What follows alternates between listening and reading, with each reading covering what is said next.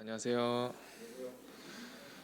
네, 오늘 그 어른분들이 많이 없어가지고 마치 그 청년회에서 그냥 특별 말씀을 하는 것만 같은 느낌인데요. 여기 계신 어른분들도 아, 청년회 때 그 마음을 생각하시면서 같이 들으시면은 또 이제 유익이 될 수도 있을 것 같습니다. 괜찮나요? 네, 오늘 제가 준비한 말씀의 내용은 내 삶의 이유라는 제목으로 말씀을 준비를 했는데요. 지난주 말씀과 좀 비슷한 비전을 바라보는 그런 말씀과 비슷한 내용일 것이라 생각이 듭니다. 근데 좀 직장 생활 관련해서도 그렇고 요즘 드는 생각들을 조금 이렇게 모아서 이제 결합해봤는데요. 네, 진행하겠습니다. 네, 내 삶의 이유라는 내용으로 말씀을 좀 진행하도록 하겠습니다.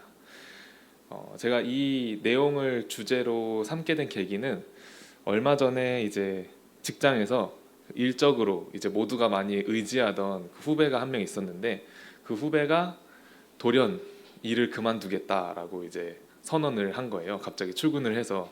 그래서 그 친구가 이제 지금 다들 아시겠지만 제가 그 매주 진행하고 있는 신우회도 같이 하고 있는 후배거든요.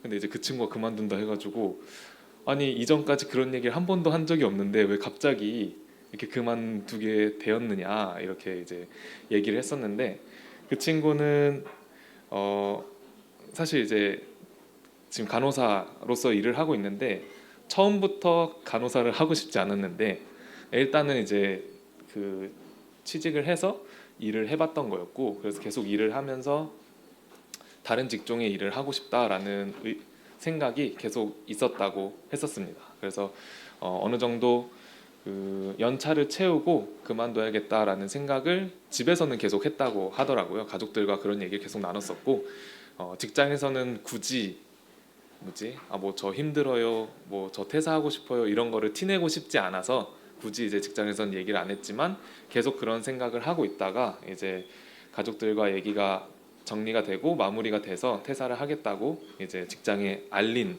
그런 상황이더라고요. 그러니까 그 친구는 지금 하는 일과는 다른 아예 다른 직종의 일을 하고 싶어서 그러한 또 목적을 향해서 일을 그만두게 되었던 거죠. 그 친구가 이제 어, 다른 후배들과도 사이가 되게 좋았었고 그리고 그 후배 그만두는 후배의 동기가 있었는데 그 동기가 그 그만두는 친구를 이제 많이 의지를 했었어요. 그래서 이제 그 친구가 갑자기 그만둔다 하니까 이제 다른 후배들도 마찬가지고 저를 포함한 이제 다른 이제 선임들도 이제 마음이 동요가 되는 거죠. 나도 그냥 이왕에 퇴사할까? 약간 이런 이제 생각에 이렇게 많이 후배들의 마음이 동요가 되고 이제 부서장님이 이제 제가 신우회를 하고 있는 걸 아니까 저한테 와가지고 너가 같이 그 모임을 하고 있는 그 친구들 너가 다른 누구보다 너가 잘 아니까 그 친구들 마음도 좀 잘 다독이고 나머지 친구들 그리고 그 친구가 좀 잘 적응할 수 있도록 너가 좀 얘기를 좀 해봐라. 제가 저한테 그렇게 얘기를 한 거죠. 그래서 네 알겠습니다 하고 이제 그 친구들에 대해서 좀 생각을 해봤는데 남아 있는 친구들에 대해서 좀 생각을 해봤는데 문득 이런 생각이 드는 거죠. 내가 걔네들을 무슨 이유로 붙잡아둘 수 있는 거지? 라는 생각을 하게 됐어요.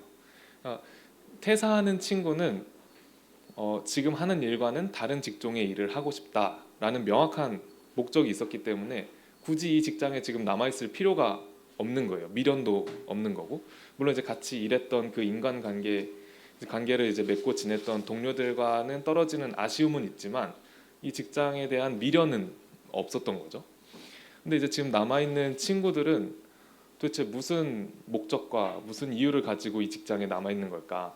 갑자기 이런 생각이 들었어요. 내가 얘네들을 붙잡게 할 만한 그 특별한 이 친구들을 매료시킬 수 있을 만한 그런 특별한 목적과 이유가 과연 있을까? 이 직장에?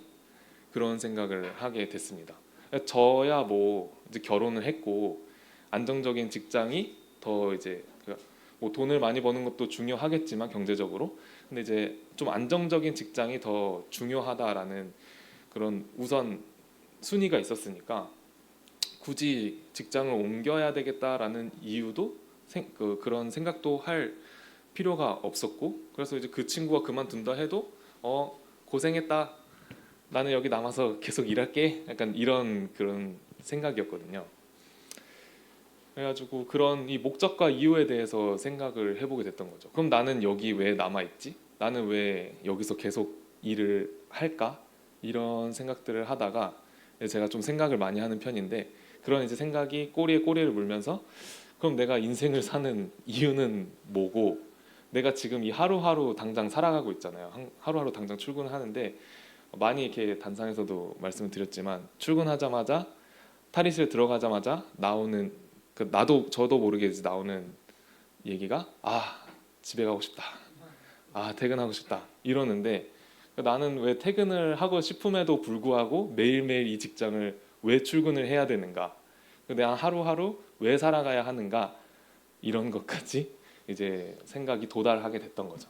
그래서 이러한 그 삶의 목적과 그 삶의 이유를 명확히 하는 것이 내가 삶을 살아가면서 지치지 않고 계속 이제 달려나갈 수 있는 그 원동력이 되겠구나라는, 흔들리지 않을 수 있는 원동력이 되겠구나라는 생각을 하게 됐습니다. 그러한 생각을 하게 되면서 내 삶의 이유는 무엇이 돼야 할까를 좀 고민을 해봤습니다. 그런 것들을 이제 고민을 하려면은 우리의 존재 이유부터 이제 생각을 해봐야 되겠죠. 물론 다들 아시겠지만 우리 인간이라는 존재가 존재하는 이유는 무엇일까라는 생각을, 가장 기본적인 성찰이겠지만 그런 것들부터 시작을 해야 된다라고 생각을 하게 됩니다. 같이 말씀을 보게 되면요, 너무나 익숙한 말씀이지만 창세기 1장 26절부터 28절의 말씀입니다. 이 인간이란 존재가 무엇을 위해 창조되었고 우리의 주인 대신 하나님께서는 어떠한 목적을 가지고 이 세상을 이끌어가고 계시고 운행하시는지를 확인할 필요가 있을 것입니다. 가장 첫 번째로 나오는 그 하나님의 목적이 창세기 1장 26절부터 28절에 언급이 되어 있죠. 한번 읽어드리겠습니다. 하나님이 이르시되 우리의 형상을 따라 우리의 모양대로 우리가 사람을 만들고 그들로 바다의 물고기와 하늘의 새와 가축과 온 땅과 땅에 기는 모든 것을 다스리게 하자 하시고, 하나님이 자기 형상 곧 하나님의 형상대로 사람을 창조하시되 남자와 여자를 창조하시고, 하나님이 그들에게 복을 주시며 하나님이 그들에게 이르시되 생육하고 번성하여 땅에 충만하라, 땅을 정복하라, 바다의 물고기와 하늘의 새와 땅에 움직이는 모든 생물을 다스리라 하시니라. 제가 그 신우회를 계속 진행을 하게 되면서 그 친구들한테 이 이야기를 하는 게, 요즘에는 좀 성경 공부를 하고 싶다 해서 같이 성경을 읽어보고 그 성경에 대한 내용들을 이제 풀이를 해보고 이런 시간을 갖고 있는데, 그런 시간 가질 때마다 그 친구들한테 이야기를 해요. 이건 지금 너희들이 읽고 있는 이 이야기는 종교인 비종교인에 대한 이야기가 아니다. 그러니까 하나님을 알고 있는 사람들에게만 해당되는 게 아니라 이 세상을 살아가고 있는 모든 그 인간이라는 이름이 불리우는 그러한 생명체들에게 다 해당이 되는 얘기다라고 이야기하거든요.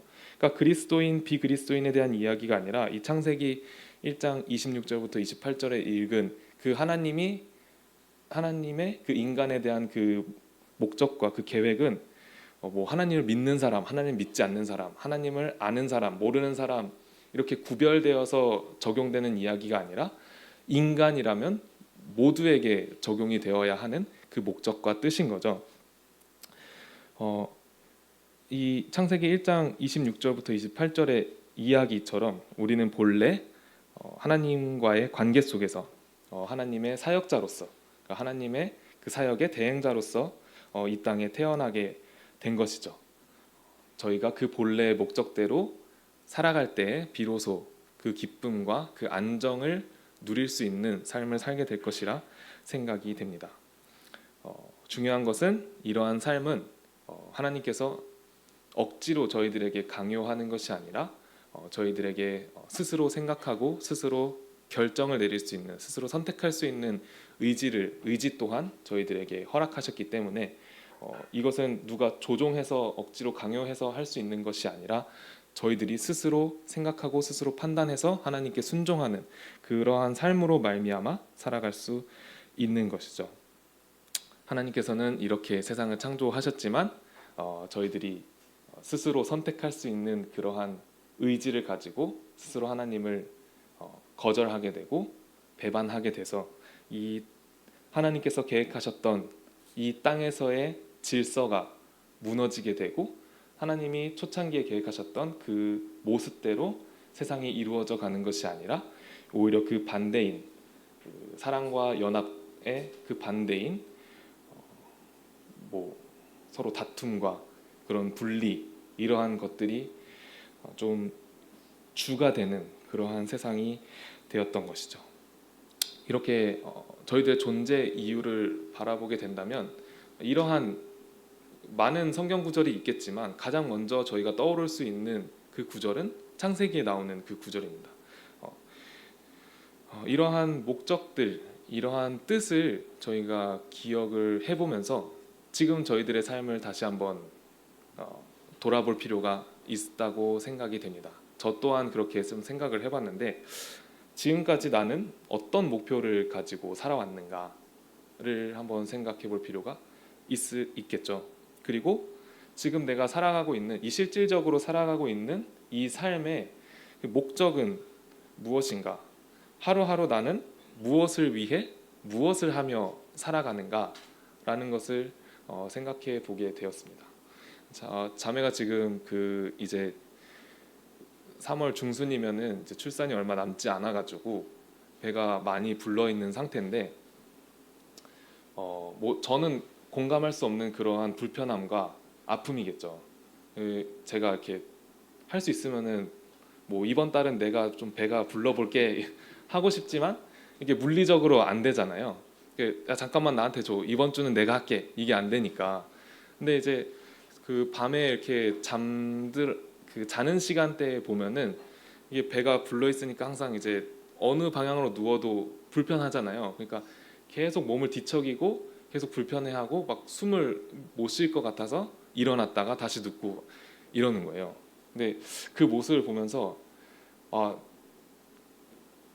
이런 그러니까 그 자매는 무엇을 위해 저렇게 힘들어하고 있을까? 이런 것들이 명확하지 않다면은 사실 지금 느끼는 불편함이 너무나 불편할 거고 이게 내가 감당해야 되고 어떠한 것을 위해 인내해야 되는 그러한 상황으로 바라보는 것이 아니라 아니 왜 나한테 이런 일이 생기지? 왜 나만 불편해? 왜 너는 편해? 약간 이런 식으로 이제 생각이 이어갈 수가 있겠죠. 저 또한 이게 그 자매 혼자 감당해야 되는 일이라고 생각하지 않고 예를 들어서 그건 너 일이잖아 이런 식으로 생각을 해버리면은 저 또한 개인 이기적으로 생각을 할 수밖에 없죠.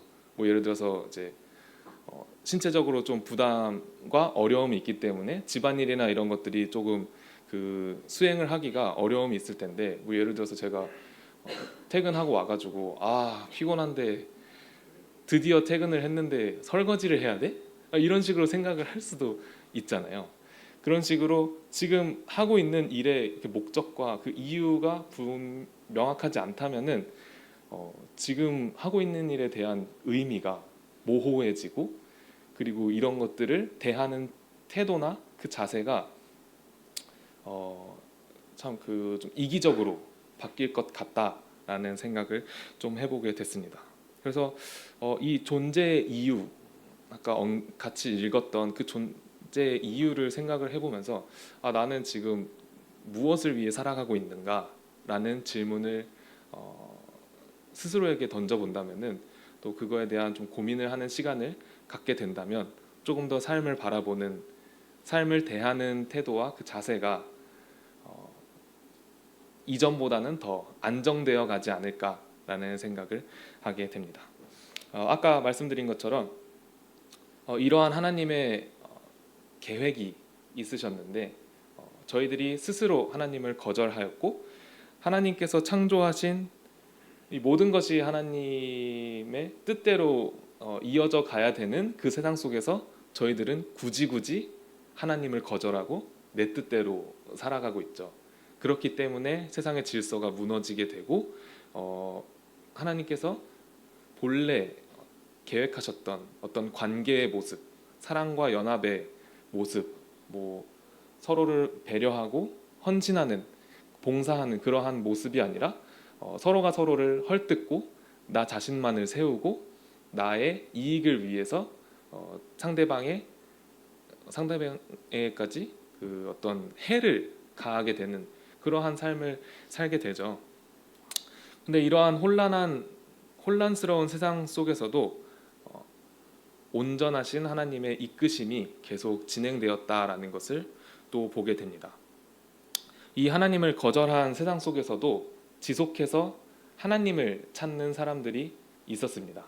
제가 요즘 그 성경 공부를 한다고 말씀을 드리면서 그 성경 통독을 계속 처음부터 쭉 진행을 하고 있는데 이 친구들이랑 신호회에서 친구들이랑 이제 성경 공부를 해야 되니까 다시 처음부터 이렇게 쭉 보고 있어요. 사실 저는 이번에 처음 통독을 시작을 해보는 입장이어가지고 되게 부끄러운 고백이지만 그래서 이제 차분하게 성경을 계속 쭉 창세기부터 읽어보고 있는데 이렇게 질서가 무너지고 하나님의 뜻과는 정반대인 이런 세상의 모습이 흐름이 이제 흘러가고 있지만 그 와중에서도 정말 한 줄기 빛처럼 그 하나님을 찾는 사람들이 계속 꾸준히 있었습니다. 하나님은 그러한 자들을 기다리시고 그러한 자들을 찾으시고 그리고 그러한 자들의 삶을 지켜주시면서 하나님은 그들을 통해 본래 계획하셨던 그 뜻대로 그 목적대로 이 세상을 다시 이끌어가는 그 모습을 보게 됩니다. 가장 저희가 먼저 생각할 수 있는 인물이 아브라함이 되겠죠. 그래서 아브라함을 처음 부르는 그 모습이 나타나게 되는데 창세기 12장 2절부터 3절에 나오는 모습이거든요. 다들 아시는 말씀이지만 함께 같이 찾아보면서 읽도록 하겠습니다. 하나님을 거절한 그 세상 그리고 하나님의 뜻과는 반대로 살아가고 있는 그 세상 속에서 하나님을 따르는 하나님의 말씀에 순종하는 자들이 나타나고 그러한 자들을 하나님께서 부르시고 그러한 자들에게 어떠한 역할을 맡기십니다. 어떠한 일을 맡기시는데요. 보게 되시면 창세기 12장 2절부터 3절 말씀입니다. 내가 너로 큰 민족을 이루고 내게 복을 주어 내 이름을 창대하게 하리니 너는 복이 될지라. 너를 축복하는 자에게는 내가 복을 내리고 너를 저주하는 자에게는 내가 저주하리니 땅의 모든 족속이 너로 말미암아 복을 얻을 것이라 하신지라. 네, 이 언약이 아브라함에서부터 쭉 하나님을 찾는 그 자들에게 언약이 계속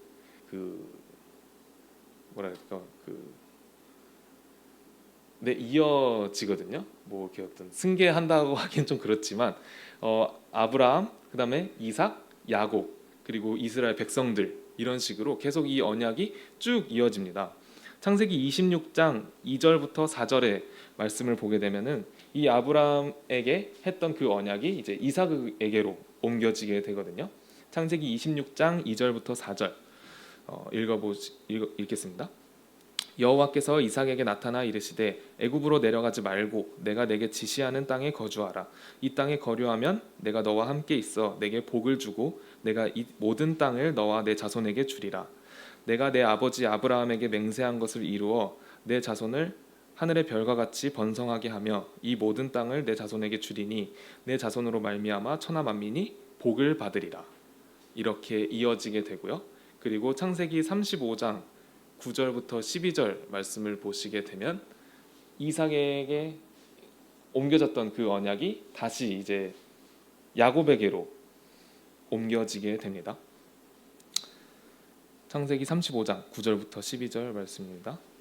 야곱이 밧단 아람에서 돌아오매 하나님이 다시 야곱에게 나타나사 그에게 복을 주시고 하나님이 그에게 이르시되 내 이름이 야곱이지만은 내 이름을 다시는 야곱이라 부르지 않겠고 이스라엘이 내 이름이 되리라 하시고 그가 그의 이름을 이스라엘이라 부르시고 하나님이 그에게 이르시되 나는 전능한 하나님이라 생육하며 번성하라. 한 백성과 백성들의 총회가 내게서 나오고 왕들이 내 허리에서 나오리라. 내가 아브라함과 이삭에게 준 땅을 내게 주고 내가 내 후손에게도 그 땅을 주리라 하시고, 이렇게 하나님의 언약이 계속해서 이어지게 됩니다. 여기서 언급되는 그 표현들 그리고 언급되는 문장들이 있는데요. 너에게 복을 주겠다. 그리고 너로 말미암아 온 땅의 모든 족속이 너로 말미암아 복을 얻게 될 것이다. 그리고 생육하고 번성하라 라는 이 언약이, 이 그 표현들이 계속해서 언급이 되고 있거든요. 이게 아까 처음 읽었던 창세기에서부터 계속해서 이어지고 있습니다. 창세기 1장 26절부터 28절에 읽었던 말씀대로 하나님의 형상에 따라 인간을 창조했고 그 인간에게 복을 주어서 복을 축복하시면서 인간에게 생육하고 번성하고 땅을 지배해라 라고 이야기를 했고, 아브라함에게도 내가 너에게 복을 주겠다. 너로 말미암아 이 복이 온 땅에 넘치게 될 것이다 라는 이야기가 아브라함, 이삭, 야곱 이렇게 이어지게 되고, 그 언약이 계속 그 이스라엘 백성들의 삶 가운데에서 계속 남아있는 것을 보게 됩니다. 하나님께서 이 어지러운 세상 속에, 이 질서가 무너진 세상 속에서도 하나님께서는 하나님을 따르는 자들, 하나님 앞에 나아오는 자들을 부르시면서 그 본래 계획하셨던 그 뜻을 포기하지 않으시고 그들을 통해서 또다시 이어가시는 모습을 보게 됩니다. 하나님께서 이 절망적인 세상 속에서 하나님께 속한 자들을 통해 이루고자 하시는 것이 분명히 있다라는 말씀을 드리고 싶습니다. 이전까지 읽었던 말씀에서도 저희가 충분히 이해할 수 있겠지만 신약의 서신서에서도 많이 언급되는 그 말씀들이 있는데요. 베드로전서 2장 9절 말씀을 보시면 제가 읽어드리겠습니다. 그러나 너희는 택하신 족속이요 왕같은 제사장들이요 거룩한 나라요 그의 소유가 된 백성이니 이는 너희를 어두운 데서 불러내어 그의 기이한 빛에 들어가게 하시니에 아름다운 덕을 선포하게 하려 하심이라. 고린도 후서 5장 17절부터 19절의 말씀에도 그런즉 누구든지 그리스도 안에 있으면 새로운 피조물이라 이전 것은 지나갔으니 보라 새 것이 되었도다. 모든 것이 하나님께로서 났으며 그가 그리스도로 말미암아 우리를 자기와 화목하게 하시고 또 우리에게 화목하게 하는 직분을 주셨으니 곧 하나님께서 그리스도 안에 계시다 세상을 자기와 화목하게 하시며 그들의 죄를 그들에게 돌리지 아니하시고 화목하게 하는 말씀을 우리에게 부탁하셨느니라. 이러한 것처럼 창세기로부터 그 신약의 서신서들까지 하나님께서 이 땅에서 인간을 통해서 그리고 질서가 무너진 이유로서는 하나님을 따르는 그 자들을 통해서 이루고 싶어 하시는 것이 분명히 있는데요.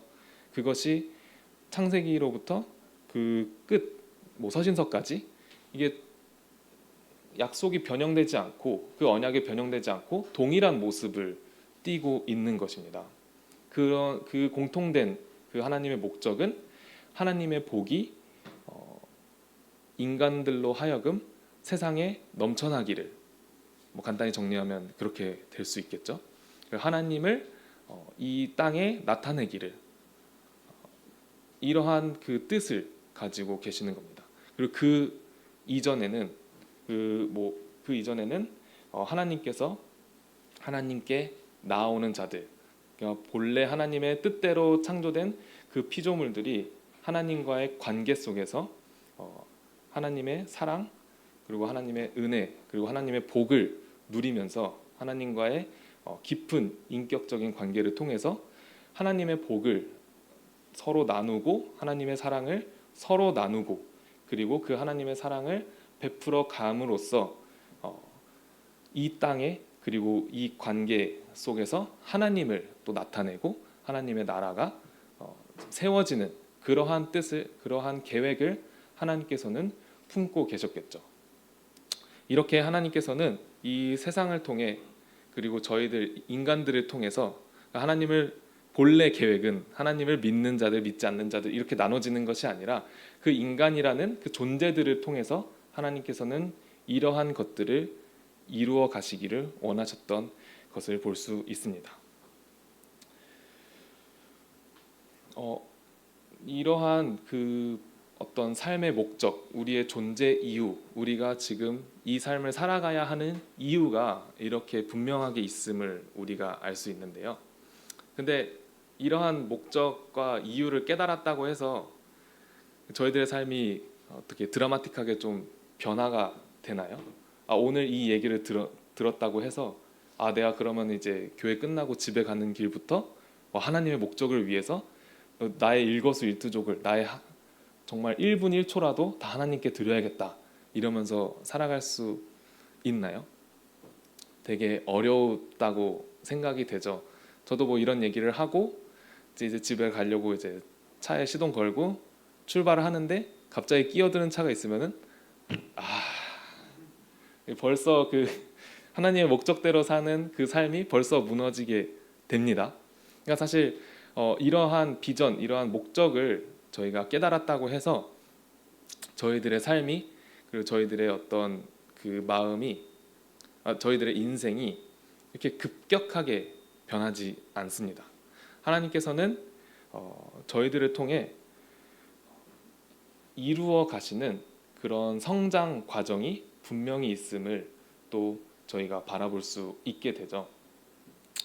뭐랄까 참 성경을 보게 되면은 아까 아브라함, 이삭, 야곱 이러한 인물들에게 그 하나님의 정말 이해할 수 없는 그 거대한 언약이 그들로부터 시작이 되지만 그들의 인생을 보게 되면은 하나님께서 너로 하여금 이 땅의 모든 민족이 되게 하겠다. 뭐 예를 들어서 뭐 너의 민족이 엄청나게 늘어날 것이고 너를 통해 하나님의 복이 세상으로 흘러 넘치게 될 것이다. 이러한 정말 그 거대한 계획을 말씀하셨지만 아브라함이 그 이야기를 듣고 그래, 그럼 오늘부터 내가 신실하게 하나님 말씀만 순종해야지 이러한 삶을 살아가나요? 아닙니다. 아브라함도 인간으로서 넘어지기도 하고 다시 일어나기도 하고, 그리고 하나님의 말씀을 그 순종함으로 그 어려운 그 문제들을 극복하기도 하고 이러한 모습을 보게 되는데요. 근데 아브라함만 그런 게 아니라 이삭도 그랬고 야곱도 그랬고, 그리고 그 이후에 이스라엘 백성들도 똑같은 그 과정을 계속 반복해서 이어가게 됩니다. 보시게 되면은 그 비전, 하나님의 뜻을 깨닫게 됐다고 해서 그 사람들이 그 깨닫게 된 순간부터 되게 온전해지는 것이 아니라 그 하나님의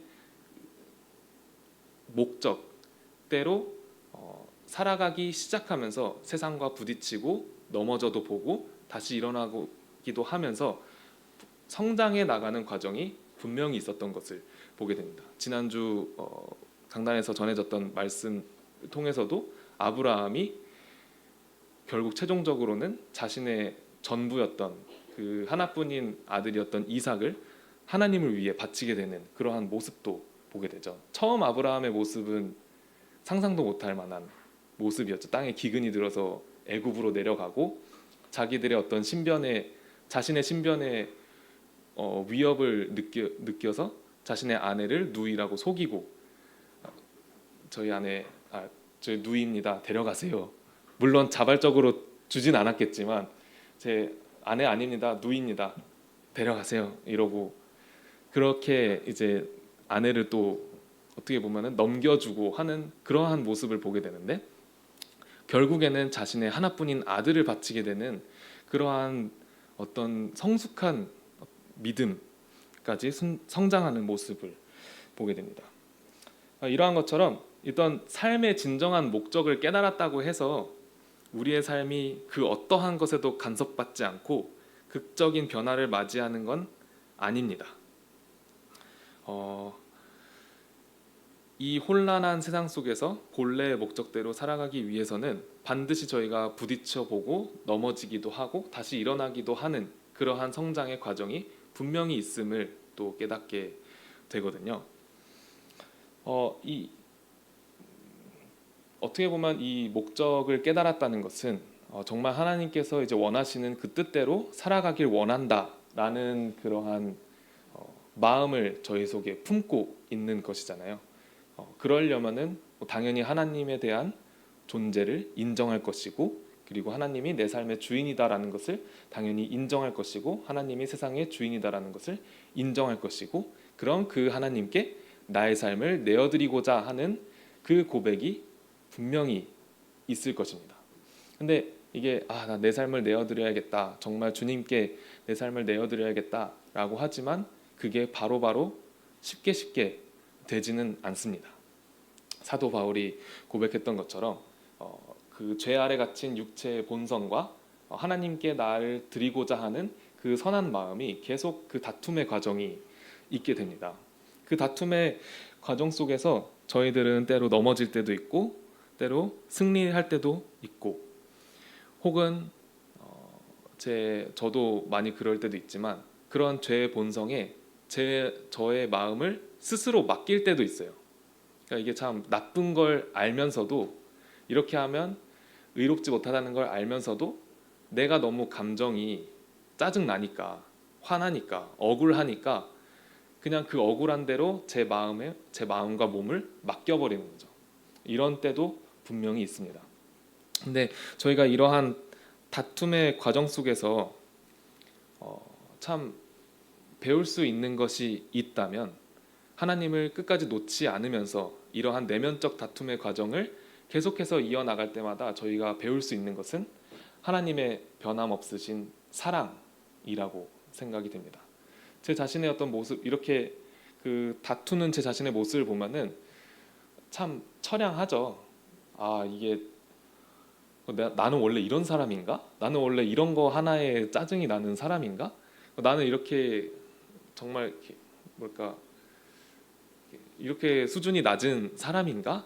나는 더 좋은 사람이 될 수 없는가? 이런 그 고민을 계속 하게 됩니다. 근데 그 와중에도 하나님을 놓지 않는다면 저희가 느낄 수 있는 게 하나가 있죠. 이러한 나의 어떤 육신적인 모습에도 불구하고 하나님께서는 변함없이 그 자리에서 저희들을 지켜보고 계시고, 저희들을 지켜주고 계시고, 그리고 저희들을 사랑하고 계신다는 것을 느끼게 되죠. 그러한 과정을 통해서 저희들은 하나님의 변함없으신 사랑을 느끼게 되고, 그리고 하나님께 대한 신뢰가 더욱더 깊어져 갈 것이라고 생각이 듭니다. 마치 예를 들어서 좀 가족의 형태로 좀 설명을 드리면은, 마치 이제 어린 아이가 부모와의 건전한 관계를 통해서 그 건전한 애착 관계라고 해야 될까요? 그런 애착 관계를 형성하는 그런 과정처럼, 영유아기의 어떤 아이가 부모와의 정말 진실된, 그리고 변함없는 부모의 모습을, 일관된 부모의 모습을 보면서 정말 내가 믿을 수 있을 만한 나의 엄마 아빠구나, 나의 부모구나 라는 것을 느껴가는 그러한 관계가 형성되는 단계처럼, 저희들 또한 이런 죄의 본성과 그리고 하나님을 섬기기 위한 이런 선한 마음 가운데에서 이 다툼의 과정을 통해서 저희들은 변함없는 하나님의 모습을 바라보게 되고, 변함없는 하나님의 사랑을 바라보게 되면서 하나님께 대한 신뢰를 얻게 되는 그 과정이 될 것입니다.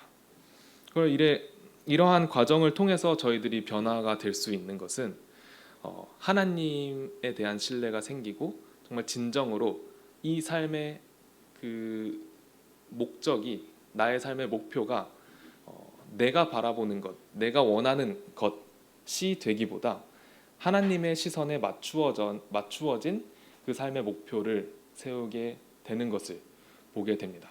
하나님에 대한 신뢰가 깊어지기 때문에. 이런 하나님의 신뢰가 깊어질 때마다 저희가, 여러분들 생각해 보시면은 자연스럽게 하나님의 뜻이 무엇이지? 라는 그런 분별을 하게 되는 삶을 생각하게 되고, 그리고 어떤 세상의 풍조, 세상의 흐름으로부터 분리되는 자유로워지는 삶을 살게 돼요. 무슨 뜻이냐면 어떤 세상에서의 기준 그리고 세상에서의 가치 이런 것들을 따르기보다 그런 것들을 따르지 못해서 그냥 불안함을 느끼고 아 뭐 내 친구들은 다 뭐 돈을 이만큼 벌고 다들 뭐 저 대학생 때도 많이 생각했거든요. 아 내가 수요일 금요일 일요일 교회 가는 시간대에 공부만 하면은 좀 더 잘할 수 있을 것 같은데 이런 생각을 하지만 사실 그런 시간이 저한테 부여된다 해도 공부는 안 했겠죠. 예, 어쨌든 그런 그 세상에서의 흐름을 바라보면서 자꾸 내 삶의 기준을 정하고 내 삶의 방향성을 자꾸 그쪽에 이제 맡기게 되는 삶을 살게 되거든요. 근데 하나님과의 어떤 신뢰가 깊어질수록 저희들은 이 세상의 흐름으로부터 자유로워지고 그것이 중요한 게 아니다. 그것이 나의 삶의 기준이 되어는 것이 아니라 하나님께서 바라보고 계시고 하나님께서 생각하고 계시는 그 계획에 초점을 맞추게 되고 나의 삶의 목표를 재정비하게 되는 시간을 가지게 됩니다. 저는 그러한 좀 과정도 많이 경험을 하게 됐죠. 이러한 그 과정이 계속 이어지게 되다 보면은 그 다음 단계, 다음 스텝으로 가게 되는데요. 가족의 형태를 계속해서 가족의 형태로서 계속 설명을 해보자면 여러분 부모와의 그 가족의 관계 중에서 부모와의 관계 그 다음으로 중요한 관계가 무엇일까요? 자식이요.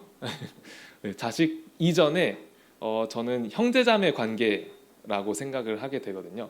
그러니까 물론 이제 그 외동이신 분들도 있긴 하겠지만 만약에 형제자매가 있으신 분들은 부모와의 관계가 돈독해지면은 이제 그 다음 단계는 형제들과의 관계거든요.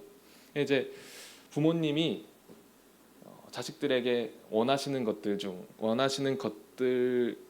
중에 또 중요하게 생각하는 것들이 자식들끼리 잘 지내는 거 이런 거 되게 중요하게 생각하시죠. 저희 부모님도 저희 어머님도 저한테 나한테 잘할 필요 없다. 니네가 나중에 너네들끼리 잘 지내야 된다. 이런 얘기도 많이 하시거든요. 그런 것처럼 부모와의 관계도 이제 중요하지만 그 다음 형제들과의 관계도 되게 중요한 것을 보게 됩니다. 이러한 원리가 저희 신앙생활에도 똑같이 적용이 되는 것을 보게 되죠. 저와 하나님과의 관계가 돈독하다면은 자연스럽게 같은 부모를 두고 있는 형제 자매들, 성도들이 되겠죠. 그 성도들과의 관계가 다음으로 이제 중요한 그러한 관계가 되어가는 거죠. 하나님의 성장 원리를 항상 보게 되면은 되게 공통된 게 있는데 항상 작은 것부터 시작을 해요. 항상 작은 것, 사소한 것, 혹은 이제 내면적인 것들 이런 것부터 시작을 해서 큰 것, 중요한 것, 그리고 외면적인 변화 이런 것들로서 이제 이끌어 가시거든요. 작은 일에 충성된 종에게 더 큰 일을 맡기는 것처럼 그리고 디모데서에 보면 일꾼들에게도 이야기하는 것이 가족의 어떤 안정, 가족의 평화, 일꾼들에게 그것을 먼저 요구하시죠. 그런 것처럼 이 작은 것부터 시작해서 사소한 것부터 시작해서 크고 중요한 일들을 맡기는 하나님의 모습을 보게 되거든요. 그러한 것처럼 부모와의 관계가 이제 정말 돈독해졌다면 그 다음 바라봐야 될 것은 형제자매의 관계인 것을 보게 되죠. 형제자매의 관계가 보통 어떻게 이루어질까요?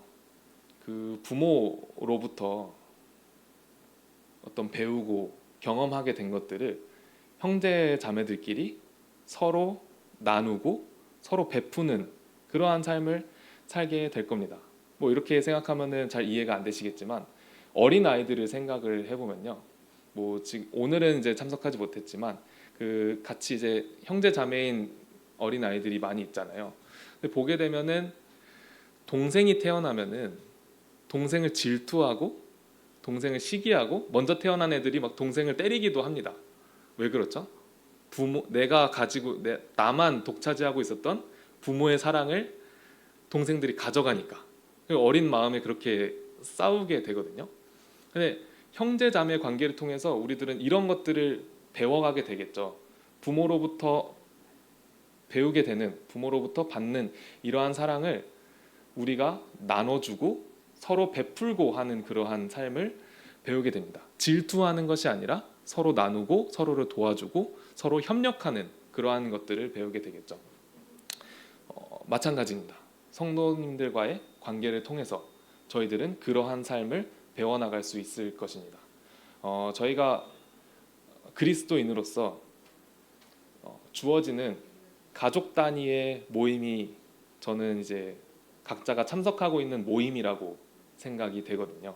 그러니까 이 모임에서 저희가 왜 형제 자매라고 부르겠습니까? 왜 예수님께서 저희들을 형제 자매라고 표현을 했겠습니까? 그러한 것들이 저희들이 정말 그 하나님께로부터 경험하고 누리는 이 사랑을 나 혼자 독차지하는 것이 아니라 정말 성도들끼리 나눠도 보고 서로 받아도 보고 서로 협력도 해보고 한 가지의 목적, 한 가지의 뜻을 위해서 함께 움직여도 보는 그러한 그 생활을 배우게 되는 성장의 과정이겠죠. 이러한 과정이 이루어지고 마지막 이러한 그 과정까지 어느 정도 수행을 하게 된다면 그 다음은 이제 자녀들의 독립이 되겠죠. 때가 되면 자녀들이 독립을 하게 되는데요. 가족의 형태로 설명을 하면은 독립해서 이제 세상 밖으로 사회로 나가게 되죠. 사회로 나가게 되면서 그들이 사회에서 겪는 그러한 문제들 그리고 인간관계에서 겪는 문제들을 어떻게 해결해 나가죠? 가정에서 배웠던 대로 해결해 나가겠죠. 사회성이 이렇게 충분하지 못한 그러한 분들에게 많이 그런 표현들을 하시잖아요. 어떤 가정 교육을 받아왔길래 이러한 것처럼 저희들이 이제 세상을 마주하는 그러한 태도, 자세, 가치관 이런 것들은 가정에서 배운 대로 저희가 바라보게 되고 그것들을 바탕으로, 그것들을 뿌리로 그 사람을 대하고 세상을 대하고 그 상황을 마주하게 되는 것이죠. 그럼 저희들은 이 세상을 마주하는 삶을 살면서 어떠한 태도로 어떠한 마음으로 세상을 마주하고 있나요? 이런 것들을 생각해 볼 필요가 있다라고 생각이 듭니다. 제가 말씀드린 이런 가족 혹은 성장의 원리가 제가 직접 만들어낸 것이 아니라 하나님께서 허락하신 어떤 그 자연스러운 섭리라고 생각이 돼요. 누가 얘기하지 않아도 모두가 다 그렇게 자라고 있어요. 모두가 다 그런 형태를 띠고 있고 모두가 다 그런 원리를 가지고 살아가고 있습니다. 영적인 생활도 마찬가지겠죠. 근데 중요한 것은 하나님과 나와의 관계, 그리고 형제자매의 관계, 그리고 세상을 대하는 태도 이러한 것들이 이 1단계가 마스터가 되면은 2단계로 넘어가고 2단계가 마스터가 되면 3단계로 넘어가고 이런 것이 아니라 어떤 서로의 이제 영향이 있겠지만 이 세 단계가 동시에 이렇게 성장해야 되는 것을 보게 됩니다. 하나님과의 관계가 부족한 상태에서 과연 진정으로 성도들을, 형제자매들을 대할 수 있을까? 이런 생각도 해보고요. 형제자매, 그러니까 나의 가족들에게도 성실하지 않으면서 세상을 살고 있는 모든 영혼들에게 내가 성실하게 사랑을 베풀 수 있을까? 이런 것들도 생각을 해봐야 됩니다. 그리고 하나님과의 관계가 충분하지 않은 상태에서 내가 과연 세상을 하나님의 뜻대로, 하나님의 목적대로 살아갈 수 있는가? 이러한 것들도 우리가 고려해봐야 합니다. 사랑을 받으면서 자라온 사람들이 사랑을 베풀 줄 안다라는 표현을 많이 일반적인 사회에서도 일반적인 그런 상황에서도 많이 사용을 하게 되잖아요. 저희들도 마찬가지일 것입니다. 저희들의 삶의 목표가 어디로 향하고 있는지 지금 내가 하루하루 마주하고 있는 이 삶을 대하는 자세가 어떠한지를 점검을 해보면서 정말 내가 하나님께로부터 오는 하나님과의 신뢰로부터 시작되는 그 마음, 그 생각, 그 가치관을 가지고 지금의 삶을 대하고 있는가를 다시 한번 점검할 필요가 있다라고 제 스스로 생각을 해보게 됐습니다. 마무리를 조금 하자면요, 하나님께서는 변하지 않는 그 목적을 가지고 계십니다.